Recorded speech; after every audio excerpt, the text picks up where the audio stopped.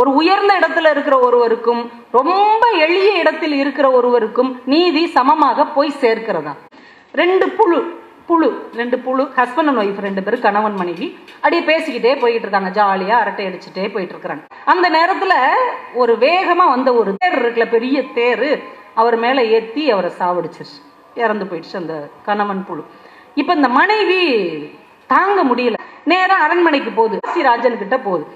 எல்லாம் சொல்றாங்க, அரசு நம்ம அரண்மனைக்கு நீதி கேட்டு ஒரு புழு வந்திருக்கு, புழு நீதி கேட்டு வந்திருக்குதா அப்படின்னு எல்லாம் வந்து நின்றுறாங்க. அந்த புழு சொல்லுது, நானும் என் கணவரும் மத்தியானம் வந்துட்டு இருந்தோம், ஒரு தேர் ஏத்தி அவரை கொன்றுச்சு, எனக்கு நீதி வேண்டும். விசாரிச்சதுல அந்த தேர் அரசி வந்த தேர். உடனே இவங்க சொல்றாங்க, அந்த தேர் ஓட்டுனவனை கண்டுபிடிச்சாச்சு, அவனை கூட்டு வந்து 100 கசையடி கொடுத்துருவான், இல்ல நீ என்ன தண்டனை சொல்றியோ அதை கொடுத்துருவான். உடனே தேரோட்டி வந்த உடனே இந்த புழு சொல்லுது, நீ தான் தேரை ஓட்டுனியா? ஆமா.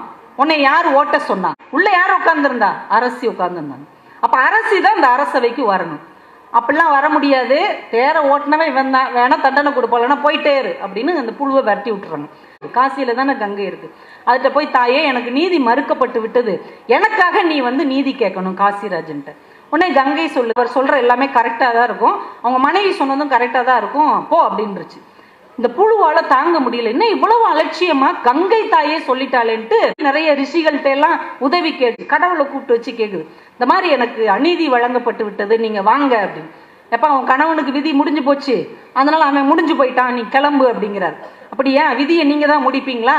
நான் விதியை எழுதுறேன், இப்ப நான் உங்க முன்னாடி தீல விழுந்து சாக போறேன், எனக்கு நீதி கிடைக்கலன்னா நான் சாக போறேன்னு அந்த புழு சொன்ன உடனே கடவுளுக்கு ரொம்ப சங்கடமா ஆச்சு, தன்னுடைய உயிரினம் இல்லையா படைச்ச, சரி வா அப்படின்னு அவர் அந்த புழுவோட சேர்ந்து அரண்மனைக்கு வர்றாரு. இப்ப காசிராஜன் மிரண்டு போறான், அமைச்சர்கள்லாம் அதிர்ந்து போறாங்க. உடனே அரசிட்ட கேட்கறாங்க, நீ ஏன் வேகமா ஓட்டின அப்படின்னு. இந்த அரசி புழு கிட்ட கேட்குது, உன் கணவன் ஏன் வேகமா போனான்? அவருக்கு பசி அதனால வேகமா போனான். இவ சொன்னா, எனக்கும் பசி அதனாலதான் வேகமா ஓட்ட சொன்னேன். உடனே இந்த புழு, இதெல்லாம் சரி கிடையாது, இதுக்கு என்ன தண்டனை? ஒருத்தனை கொன்னுட்டா என்ன தண்டனை? கடவுளும் கேட்கிறாரு, என்ன தண்டனை? இந்த மாதிரி கொன்னுட்டா எப்படி கொல்லப்பட்டார்களோ அதே மாதிரி அந்த கொலையை செஞ்சவங்களும் கொல்லப்படணும். சரி, அப்ப அந்த தண்டனையை நிறைவேற்றுன்னு கடவுள் சொல்லிட்டார். அரசியும் அதே மாதிரி போட்டு தேரை விட்டு ஏத்திருங்க அப்படின்னு.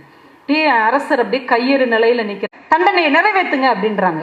இப்ப அந்த புழு முன்னாடி வந்து சொல்லுது, வேண்டாம் வேண்டாம், இவளை நான் மன்னிச்சிட்டேன், உனக்கு உயிர் பிச்சை கொடுக்குறேன், போ, உன்னை நான் மன்னிச்சிட்டேன் அப்படின்னு. எல்லாரும் ஆச்சரியமா பாக்குறாங்க. புழு சொல்லுது, எந்த உயிரினமாக இருந்தாலும் நீதி மறுக்கப்படக்கூடாது என்பது இந்த மண்ணில் நிலை பெற வேண்டும், அதற்காகத்தான் இவ்வளவு நான் போராடினேன்.